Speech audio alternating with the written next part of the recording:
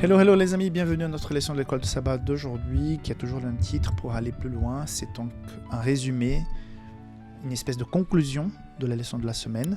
Avant de parler de ce qu'elle nous propose, je me souviens souvent quand j'étais enfant, quand mon père allait faire quelque chose, il m'invitait souvent à l'aider pour que je puisse voir un peu comment ça se passait et tout pour apprendre.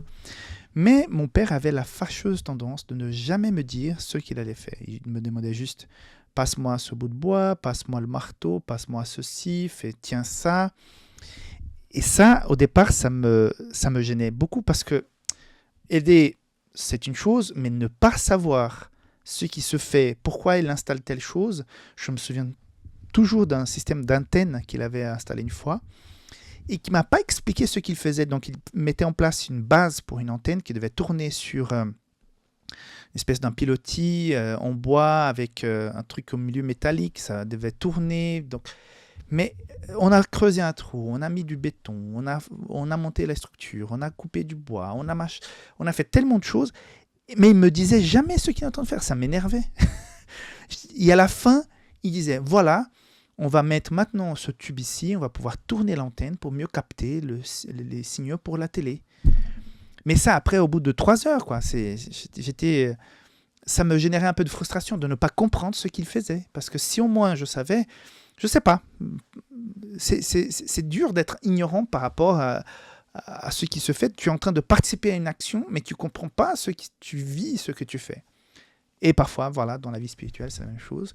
Donc, témoignage pour l'Église, ce récit qui nous est amené dans la leçon d'aujourd'hui pour aller plus loin, résume très bien ce que nous vivons actuellement. Il est dit ceci: tout ce qui nous a troublés dans les dispensations divines deviendra clair, ainsi que les choses difficiles à comprendre. Les mystères de la grâce seront dévoilés. Où nos esprits bornés ne voyaient que confusion, nous découvrirons une harmonie merveilleuse. Nous reconnaîtrons alors que c'est l'amour infini qui a ordonné les péripéties les plus pénibles de notre existence.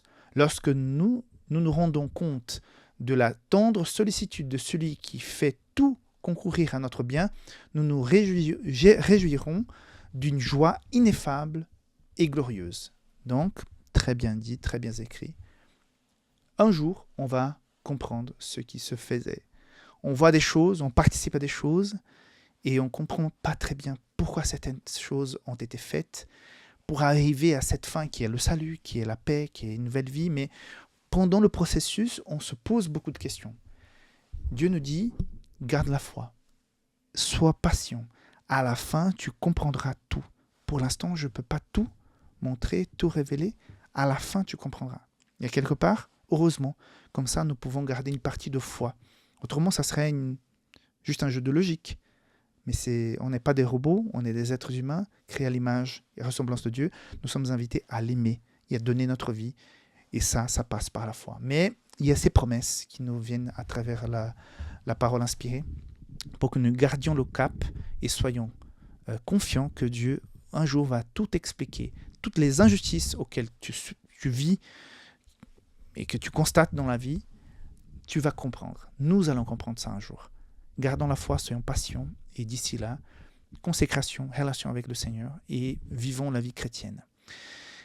Je te souhaite un très bon sabbat, le sabbat s'approche, bientôt le coucher de soleil, que tu puisses vivre ça en famille, et que demain tu puisses passer un très bon sabbat avec les frères et sœurs de l'Église. Et si jamais tu ne peux plus te déplacer, tu es en mobilité réduite, que tu puisses malgré tout sentir la présence de Dieu à tes côtés, que tu puisses écouter des chants, lire des livres, peut-être recevoir la visite, inviter quelqu'un à venir être avec toi. Parfois, on attend beaucoup que les autres viennent, mais pourquoi pas non plus tout simplement proposer. Je me suis dit déjà dans la vie que les fois où je n'ai pas proposé, j'ai passé à côté de quelque chose qui aurait pu être bien. Donc, parfois, avoir le courage de dire, écoute, viens chez moi, j'ai envie de passer un sabbat avec quelqu'un, et tu verras que plus facilement les gens viendront. Parfois, c'est difficile, les gens, deviner que la personne a envie. Donc, soyons aussi un peu plus proactifs et non seulement attendre que les autres viennent, mais peut-être être plus proactifs. Voilà, que Dieu te bénisse, tu puisses avoir un très très bon sabbat et on se voit la semaine prochaine. Bye bye.